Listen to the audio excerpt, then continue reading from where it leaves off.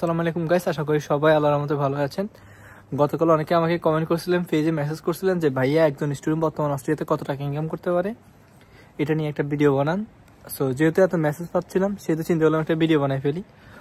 So আজকে আপনাদেরকে খোলামেলা আলোচনা করব যে একজন স্টুডেন্ট ব্যাচেলর কিংবা মাস্টার্স অথবা স্পাউস যারা আসে তারা কত টাকা ইনকাম করতে পারে অস্ট্রেলিয়াতে, বা বর্তমানে আপনি কত টাকা ইনকাম করতে পারবেন অস্ট্রেলিয়াতে আসলে স্টুডেন্ট হিসেবে। সো সেটা নিয়ে আজকে আলোচনা করব। তো আমরা ভিডিওটা লং করবো না, সংক্ষিপ্ত শেষ করে দিব। তো আজকে সংক্ষিপ্ত শেষ করে দিব। তো গেছে আজকে উবারে গেছিলাম অনেকদিন পরে, অনেক ঠান্ডা, চলে আসছি এখন প্রায় 8:30 বাজে। বাট আমি বাইরে হয়েছিলাম 6টা বাজে, বাট খুব বেশি ঠান্ডা পড়তেছে, এই জন্য আমি 1-1.5 ঘন্টা করে চলে আসছি। অনেক ঠান্ডা, এখন যতই দিন গড়াচ্ছে ততই ঠান্ডা পড়তেছে, প্রচুর ঠান্ডা পড়তেছে অস্ট্রেলিয়াতে। সো এখনও তো শীতকাল শুরু হয় নাই, বাট এখন অবস্থা মনে হয় যেন কী পরিমাণ ঠান্ডা। সো যারা ঠান্ডা সহ্য করতে পারেন কম, তারা আপনারা আসার সময় শীতের জিনিস বেশি করে নিয়ে আসবেন, ঠিক আছে? এখানে একটু এক্সপেন্সিভ শীতের জিনিস যেগুলো সেগুলো। সো আপনি যেটা বাংলাদেশে 5,000 টাকা দিয়ে কিনতে পারবেন, ধরেন আপনি যেটা বাংলাদেশে 10,000 টাকা দিয়ে 2টা কিনতে পারবেন, এখানে একটাই চলে যায় 10,000 টাকার উপরে এরকম, কারণ এখানে জিনিসপত্রের দাম বেশি। তো আসা যাক আমরা আমাদের মেইন পয়েন্টে যাই, আমরা ভিডিওটা লং করবো না, সংক্ষিপ্ত শেষ করে দিব। তো যাক আমরা আমাদের মেইন পয়েন্টে যাই।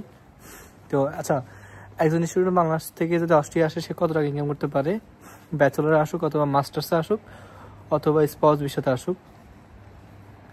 সো আমি যদি ব্যাচেলরে ধরি, একটা স্টুডেন্ট যদি ব্যাচেলরে আসে সে মোটামুটি 5 থেকে 6 লাখ টাকা ইজিলি ইনকাম করতে পারে, কেউ আরও বেশি ইনকাম করে। তবে এটা কেউ দেখেন 7 লাখ টাকা ইনকাম করে। এটা ডিপেন্ড করে কে কোথায় জব করতেছে, তার উপর ডিপেন্ড করে। কারণ কেউ আপনার কুলসে জব করে, কেউ কনস্ট্রাকশন জব করে। কনস্ট্রাকশন জব করলে পেমেন্ট বেশি থাকে। তারপর কিছু কিছু জব আছে যেগুলো পেরেট অনেক বেশি, যার কারণে ওর অনেক ইনকাম হয়ে যায়। ধরেন আপনি একটা টিএফএনে জব করতেছেন 24 আওয়ার্স, তো আপনি উলিসে জব করতেছেন, বা আপনি কুলসে জব করতেছেন, বা আপনি কেমার্টে জব করতেছেন, বা আপনি বড় বড় রেস্টুরেন্ট যেগুলোতে জব করতেছেন, এখন ওগুলোর পেরেটটা একটু বেশি। ধরেন আপনাকে কিছু যেমন কেমার্টে আপনি যদি জব করেন আপনাকে ওরা 28 করে দিবে নর্মালি। সো এরপর যদি আপনাকে 28 করে দিবে, এরপর আপনাকে ওরা যখন হলিডে থাকে অথবা আপনি উইকেন্ডে যেগুলো থাকে শনি রবিবারে ওরা আপনাকে 45-50 এরকম করে দেয় কে মার্টে। তারপর উলিশে এরকম দেয়, কে কোলসও মোটামুটি সিমিলার। সো যখন আপনার যখন আপনার হলিডে থাকে তখন আপনাকে আরও বেশি দিবে। সামার ভ্যাকেশন ছাড়া আপনি নর্মালি ইনকাম করতে পারেন মিনিমাম, যদি আপনি জাস্ট একটা টিএফএন জব করেন, মোটামুটি 3 লাখ টাকার মতো না আসলেও আপনি কত টাকা ইনকাম করতে পারবে ব্যাচেলর যদি আসে। এখন ব্যাচেলর যদি একজন স্টুডেন্ট আসে, সে যদি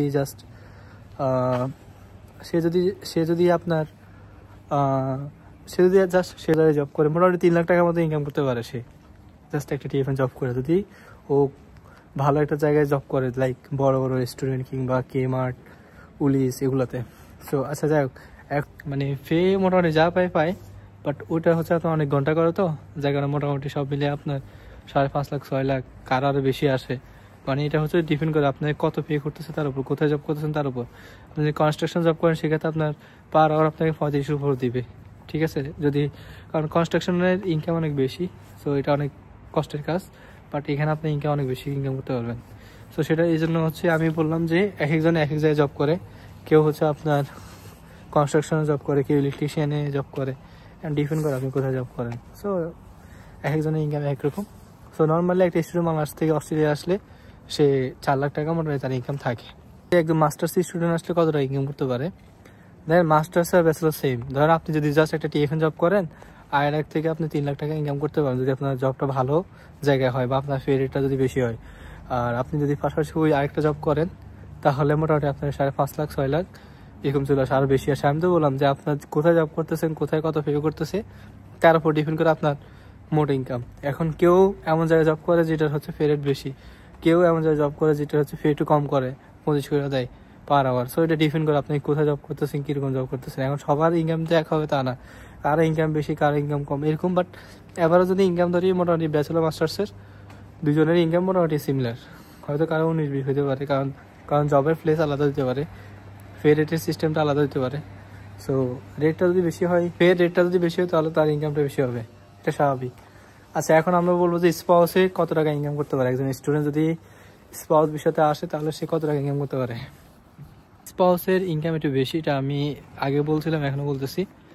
কারণ স্পাউস বিষয়তে যারা আসে তারা হয়তো 30 লাখ টাকা বা 32 লাখ টাকা খরচ করে আসে। তো এখন তো সেটা পসিবল না, এখন সব কিছু বাড়ায় ফেলছে। এখন মোটামুটি 35 লাখের উপর আসবে স্পাউস বিষয় দিয়ে আসলে। তো এখন আমার কথা হচ্ছে যে আপনি স্পাউস বিষয়তে যদি 35 লাখ টাকা দিয়ে আসেন আপনার গায়ে লাগবে না।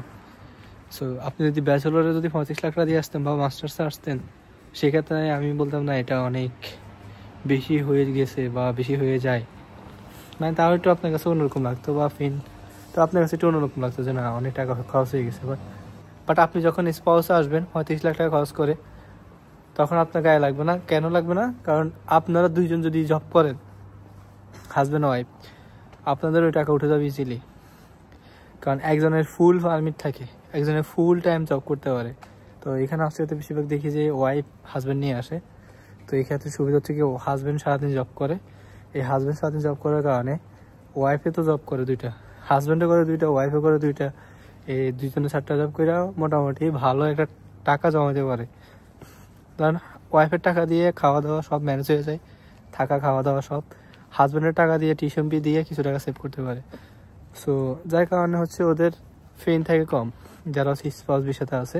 সো ওদের পেইন থাকে কম যারা হচ্ছে স্পাউস বিষয়তে আসে, কারণ দুজনেই ভালো একটা ইনকাম করে।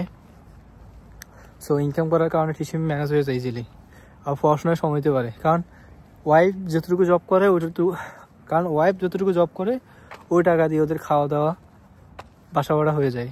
আর হাজব্যান্ড যেটা দিয়ে জব করে, আর হাজব্যান্ড যে জবগুলো করে, আর ওটা দিয়ে ওয়াইফের টিউশন ফি ম্যানেজ করে ফেলে আর কিছু টাকা সেভ করে। সো স্পাউস বিষয়তে যারা আসে তারা একটু টেনশন মুক্ত থাকে, তাদের এত পেইন থাকে না, তাদের ইনকাম অনেক বেশি থাকে, তাদের সামার ভ্যাকেশন হলে তো কথাই নাই। তো যাই হোক, স্পাউস বিষয়তে যারা আসতে চাচ্ছেন তারা আসতে পারেন, কারণ স্পাউস বিষয়তে আসলে আপনার লাভ, আপনার লস নাই। কারণ স্পাউস বিষয়তে আসলে আপনার লাভ, কারণ আপনি ভালো ইনকাম করার পাশাপাশি আপনার খরচটা মনোযোগ দিতে পারবেন। কারণ হাজব্যান্ড ইনকাম করলে তখন ওয়াইফের এত প্যারা থাকে না। হাজব্যান্ড ইনকাম করতেছে, ওয়াইফ তখন পড়াশোনা মনোযোগ দিতে পারে, তখন ভালো একটা স্কিল গেইন করতে পারে, ভালো একটা রেজাল্ট করতে পারে। তো স্পাউসে আসা আমি মনে করি বেটার। সো সুযোগ থাকলে অবশ্যই স্পাউসের সাথে আসেন, ঠিক আছে? আসলে আপনার জন্য বেটার, ইনকাম করা থেকে শুরু করে টিউশন ফি ম্যানেজ সব ইজিলি হয়ে যায়। বাট সিঙ্গেল ক্যান্ডিডেট যদি আপনার ফ্যামিলি ব্যাকআপ ভালো থাকে, অথবা আপনার হার্ডওয়ার্ক করার মেন্টালিটি থাকে, তাহলে আপনি আসতে পারেন, তাতে সমস্যা নাই। তবে আপনার যদি বলেন যে ভাইয়া এখন কি টিউশন ফি ম্যানেজ করা সম্ভব কিনা ব্যাচেলর কিংবা মাস্টার্সে ইউনিভার্সিটির পড়াশোনা কইরা, তাহলে আমি বলবো এক কথায় বলবো যে এটা এখন আগে সম্ভব ছিল, সেটা আগে সম্ভব ছিল। বর্তমানে আপনি ব্যাচেলর কিংবা মাস্টার্সের টিউশন ফি ম্যানেজ করতে পারবেন না, এটা অনেক কঠিন হয়ে গেছে। কারণ এখন টিউশন ফি ম্যানেজ করা খুব টাফ। সো আপনি চাইলে সহজে ম্যানেজ করতে পারবেন না। সো ম্যানেজ করতে পারবেন তখন যখন আপনার পড়াশোনার বিন্দুমাত্রা থাকবে না, জাস্ট টাকার প্রতি আপনার ইন্টারেস্ট থাকবে যে আমার টাকা দিতে হবে ভার্সিটির, তাহলে আপনি ম্যানেজ করতে পারবেন। পিআর লাগবে, আমি ভবিষ্যতে পিআর নিব, সেই ক্ষেত্রে হচ্ছে তাহলে আপনি পড়াশোনা করলে পিআর পাবেন না, আর পিআর পেলে পড়াশোনা করতে পারবেন না। সো আপনাকে যে কোনো দুইটা জিনিসের মধ্যে একটা জিনিস আপনাকে স্যাক্রিফাইস করতে হবে আসলে। এখন অনেকে বলে যে না, তাহলে কোনটা আমাদের জন্য বেটার হয়, কি পড়াশোনা নাকি পিআর? অনেকে আমাকে বলতে পারেন যে ভাই তাহলে আমাদের জন্য কোনটা বেটার হয়, যে পিআর নাকি পড়াশোনা? এখন সেটা সিদ্ধান্ত আপনার যদি টার্গেট থাকে যে আপনি এখান থেকে এসে পিআর নেবেন, তাহলে আপনাকে পড়াশোনার সময় দিতে হবে, ভালো একটা স্কিল গেইন করতে হবে। আর আপনি যদি চিন্তা করেন যে আপনি এখান থেকে টাকা ইনকাম করে বাসায় চলে যাবেন, তাহলে আপনি পড়াশোনা লটর বটর করে কইরা ইনকাম করে চলে যাবেন। সেটা আপনার উপর ডিপেন্ড করে আপনি কোনটা করবেন। সো চাইলে সব কিছু করা যায় না, কারণ আপনাকে যে কোনো একটা সিদ্ধান্তের দিকে যেতে হবে। এখন যে কোনো একটা সিদ্ধান্ত আপনাকে ফিক্স করে দেন, ওইটা ধৈর্য আগাইতে হবে। তো সবাই ভালো থাকেন, দেখা হবে নেক্সট ভিডিওতে। আর কি ধরনের ভিডিও ছিল অবশ্যই কমেন্ট করে জানাবেন, ফেসটা অবশ্যই ফলো দিবেন। আজকে পর্যন্ত আল্লাহ হাফেজ, আসসালামু আলাইকুম।